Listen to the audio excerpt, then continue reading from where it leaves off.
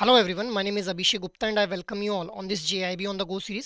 सो दोस्तों, JAIIB on the go series के through हम लोग आरबीडब्ल्यूएम कंपोनेंट के जो मोस्ट इंपॉर्टेंट टॉपिक्स हैं उनको कवर अप करने की कोशिश कर रहे हैं in a very short duration of time. अब देखिए, शॉर्ट ड्यूरेशन ऑफ टाइम से मेरा मतलब क्या है कि भाई यहाँ पे हम लोग जो है लगभग 15 से 20 मिनट की ड्यूरेशन के अंदर इंपॉर्टेंट टॉपिक्स को भी कवर कर रहे हैं और साथ ही साथ जो रेलेवेंट एमसीक्यूज वहाँ से पूछे जा सकते हैं उनको भी डिस्कस कर रहे हैं guys. So you can utilise this particular JIB on the go series during your lunch time as well as your commute time भी। अब आज की सेशन में हम लोग बात करेंगे risk and credit scoring in retail banking के बारे में। But before moving ahead I just want to let you know guys कि भाई previous year questions, most important topics और मोस्ट इंपॉर्टेंट एमसीक्यूज, ये तीनों ही फैक्टर्स बहुत ही प्रोमिनेंट रोल प्ले करते हैं किसी भी एग्जाम को क्वालिफाई करने में। अब गाइस, अगर आप लोगों का भी यही कंसर्न है रिगार्डिंग योर जीआईबी एग्जाम, तो आप लोगों की स्क्रीन के ऊपर अभी जो डॉक्यूमेंट आप लोगों को दिख रहा है, इस डॉक्यूमेंट का लिंक आप लोगों को इस वीडियो के डिस्क्रिप्शन में मिल जाएगा, जहां से आप लोग previous year questions, most important topics और most important MCQs for each and every component of JAIIB exam को जो है वो एक्सेस कर पाएंगे, और वो भी बिल्कुल फ्री ऑफ कॉस्ट का है। So you can have a look on this particular document. After that अब हम लोग आते हैं आज के सेशन के एजेंडा के ऊपर। तो देखिए गाइज, आज जो हम लोग टॉपिक डिस्कस करने वाले हैं वहां से हम लोगों को मई 2024 के अंदर भी एग्जाम में क्वेश्चन देखने के लिए मिला। The question was the security of bank invested in declined in value, which type of risk operated in this scenario. तो भाई यहाँ पे ये जो क्वेश्चन फ्रेम किया गया था, it was frame from the topic risk guys. अब जो भी टॉपिक्स यहाँ पे हम लोग डिस्कस कर रहे हैं इस पर्टिकुलर सीरीज के अंदर, वहां से कहीं ना कहीं प्रीवियस साइकिल के अंदर हम लोगों को जो है वो क्वेश्चंस देखने के लिए मिले हैं guys. So you have to be very consistent with respect to this particular series. After that अब हम लोग अपनी डिस्कशन को स्टार्ट करते हैं फॉर टुडे सेशन गाइस। तो देखिए, एक बहुत ही फेमस पर्सनैलिटी हुए Alan Greenspan, who was a president of Fed Reserve in 1996। अब इनके द्वारा क्या बोला गया कि भाई we should not forget that कि जो बेसिक इकोनॉमिक फंक्शन है दीज रेगुलेटेड एंटिटीज का, वो क्या है, टू टेक द रिस्क। अब कौन सी रेगुलेटेड एंटिटीज की बात की जा रही है? बैंक्स के बारे में बात की जा रही है। तो ये बोल रहे हैं कि भाई जो बैंक्स हैं उनका बेसिक इकोनॉमिक फंक्शन क्या है, टू टेक द रिस्क। अब अगर ये इन्होंने साथ में क्या बोला, if we minimise risk taking in order to reduce the failure rates to zero, हम लोग अगर फेलियर रेट को जीरो करने के चक्कर में रिस्क टेकिंग को मिनिमाइज करते चले जाएंगे, तो डेफिनेटली हम लोग क्या कर लेंगे, एक दिन हम लोग जो बेसिक जो डेफिनेशन है बैंकिंग सिस्टम की उसी को जो है वो एलिमिनेट कर देंगे, या फिर जो बेसिक पर्पस है बैंकिंग सिस्टम का उसी को एलिमिनेट कर देंगे गाइस। ठीक है। अब साथ ही साथ इन्होंने ये भी बोला कि भाई एक बैंक के लिए जो रिस्क है वो इनएविटेबल है, मतलब रिस्क को जो है खत्म नहीं किया जा सकता एक बैंक के द्वारा। बट हाँ, अब bank can minimise the risk through professional appraisal mechanism, जिसको नाम दिया गया क्रेडिट स्कोरिंग गाइस। अब देखिए, क्रेडिट स्कोरिंग क्या है? Credit scoring is a mechanism जिसके थ्रू हम लोग क्या करते हैं, कस्टमर्स की प्रीवियस पेमेंट हिस्ट्री को जो है वो ट्रैक करते हैं, और साथ ही साथ में उसके करंट डेट्स को भी हम लोग जो असेस करते हैं। उसके बेसिस के ऊपर फिर हम लोग क्या करते हैं कि असेसमेंट करते हैं कि भाई इस इंडिविजुअल को जो अगर हम लोग लोन देंगे तो क्या ये उसको वापस कर देगा या फिर नहीं करेगा। तो इस तरह से बैंक्स की जो रिस्क है उसको मिनिमाइज करने में हेल्प करता है ये क्रेडिट स्कोरिंग गाइस। ठीक है। आफ्टर दैट अब हम लोग बात कर लेते हैं types of risk and there reasons के बारे में गाइस।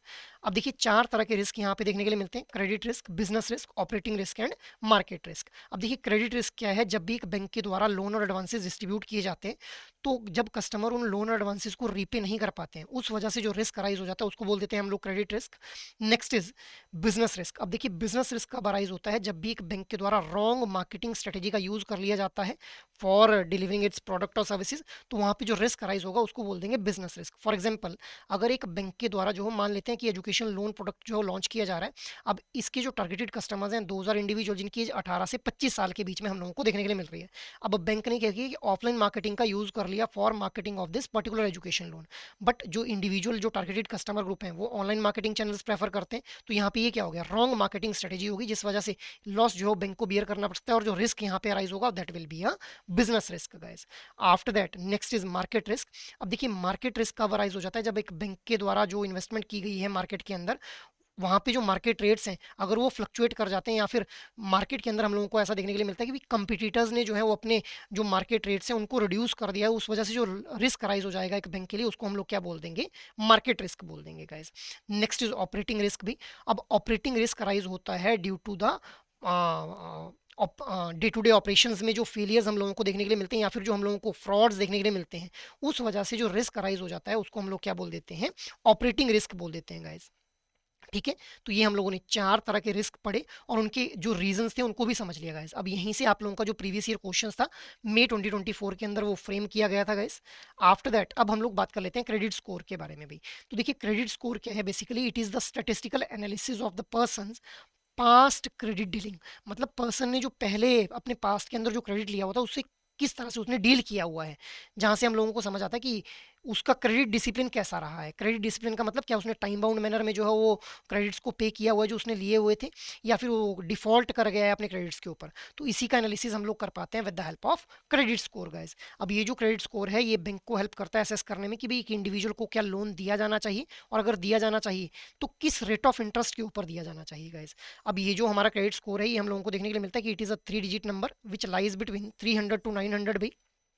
अब कब एक क्रेडिट स्कोर को जो है वो गुड क्रेडिट स्कोर बोल दिया जाएगा गाइस, तो basically it depends on bank policy.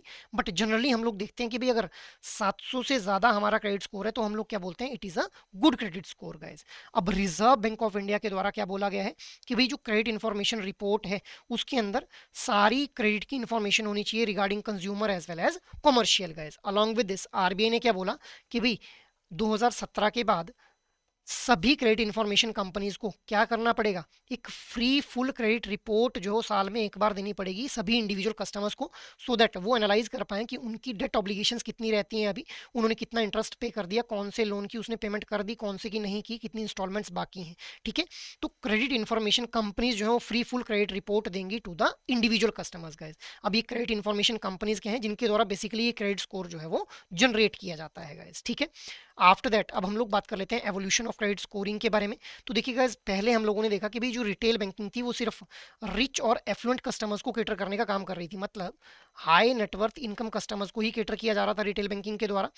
After that हम लोगों ने देखा कि भाई धीरे धीरे जब जैसे जैसे ग्रोथ हुई तो रिटेल बैंकिंग के द्वारा लोअर इनकम ग्रुप्स को भी केटर किया जाने लगा। अब लोअर इनकम ग्रुप के अंदर वॉल्यूम नंबर ऑफ कस्टमर्स देखने के लिए मिल रहे थे, तो वॉल्यूम नंबर ऑफ कस्टमर्स को जब अलग अलग तरह के लोन्स चाहिए थे तो वहाँ पे फिर हमें फील हुआ कि भाई there is a need of credit information company जिसके थ्रू क्रेडिट स्कोर जो जनरेट किया जाए और हम लोग जो कस्टमर्स की जो प्रीवियस पेमेंट हिस्ट्री है उसको ट्रैक करके उस क्रेडिट स्कोर तक पहुंच पाएंगे, सो दैट बैंक्स अपने रिस्क को मिनिमाइज कर पाए। आफ्टर दैट हम लोगों ने देखा कि भाई ग्लोबली जो था वो हम लोगों ने देखा कि बहुत सारे डेड लोन्स हम लोगों को देखने के लिए मिल रहे थे। जैसे साउथ कोरिया के अंदर हम लोगों ने देखा कि भाई 14 कार्ड जो था ऑन एन एवरेज इंडिविजुअल्स ने रखे थे और $75,000 का जो था वो क्रेडिट ले रखा था गाइज। इसी तरह हांगकांग के अंदर हम लोगों ने देखा कि भाई 42 टाइम्स द मंथली इनकम जो था वो इंडिविजुअल्स के द्वारा क्रेडिट लिया गया था। तो मतलब अपनी रीपेमेंट कैपेसिटी से बहुत ज़्यादा जो था वो क्रेडिट ले रखा था इंडिविजुअल्स ने भी। इसीलिए क्रेडिट ब्यूरोज को एस्टेब्लिश किया गया जिनका काम क्या था, to track the indebtedness and repayment history of the customers. कहाँ से ये ट्रैक करेंगे, with the help of banks, NBFCs and other financial institution which are involve in lending guys. अब इनके द्वारा जो था वो इन्फॉर्मेशन कलेक्ट की जाएगी जब भी, तो वहाँ पे जो पर्सनल इन्फॉर्मेशन रहेगी उसके अंदर नेम, एज और address, these are the basic information that should be there with the credit bureau guys, जो कि उनको कलेक्ट करनी है पर्सनल इन्फॉर्मेशन के तौर पे गाइस। कहाँ से कलेक्ट करेंगे, bank, NBFC and other financial institution which are the part of lending guys. ठीक है, तो इस तरह से हम लोगों ने देखा कि क्रेडिट स्कोर की जो था वो एवोल्यूशन होती हुई हम लोगों को देखने के लिए मिली गाइस। ठीक है, आफ्टर दैट अब हम लोग बात कर लेते हैं क्रेडिट स्कोरिंग मॉडल के बारे में। तो देखिए गाइस, क्रेडिट स्कोरिंग ये जो मॉडल है ये बेसिकली क्या है, it is a mathematical model जिसका यूज़ किया जाता है टू एस्टिमेट कि भाई कितनी प्रोबेबिलिटी है कि जो बोरोवर है वो डिफॉल्ट कर जाएगा इस लोन के ऊपर गाइज। तो इसको हम लोग जो असेस कर पाते हैं with the help of credit scoring model. अब यहाँ पे असेसमेंट की जाती है कस्टमर की ऑन द हिस्टोरिकल डेटा, जहाँ पे हम लोग क्या कुछ इंक्लूड करते हैं, प्रीवियसली कितनी बार जो बोरोवर है उसके द्वारा जो डिफॉल्ट हम लोगों को देखने के लिए मिला है, उसकी पेमेंट हिस्ट्री क्या है, उसने टाइम बाउंड मैनर में पेमेंट कर रखी है या फिर लेट पेमेंट कर रखी है जो भी क्रेडिट पहले लिया हुआ था उसने, अलॉन्ग विद दिस कितनी बार उसने जो क्रेडिट के लिए इंक्वायरी कर रखी है guys. So it will be the part of assessment. अब इंडिया के अंदर जो क्रेडिट इन्फॉर्मेशन कंपनीज है वो इन फैक्टर्स के अलावा ये भी देखती हैं कि इंडिविजुअल के द्वारा क्रेडिट लिमिट को यूटिलाइज कैसे किया जा रहा है।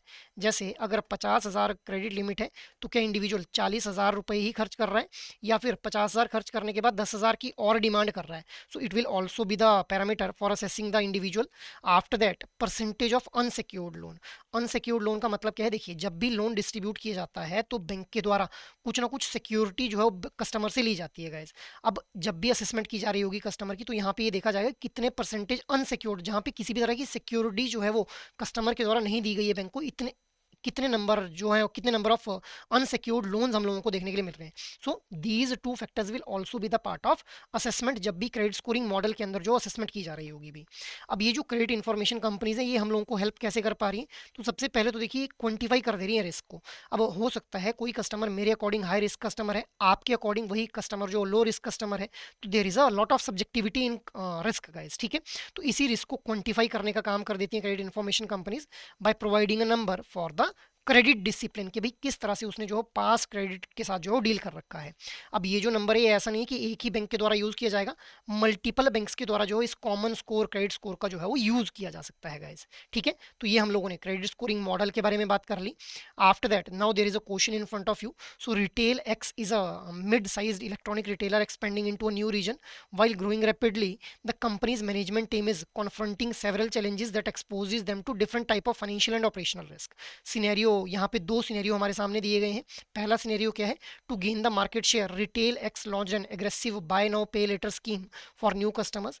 6 months later the account receivable department report a significantly higher than expected default rate with many new customers failing to make their scheduled payments guys। Scenario 2 के अंदर हम लोग क्या देख रहे हैं, a key competitor in the new region has simultaneously slashed the prices on popular items.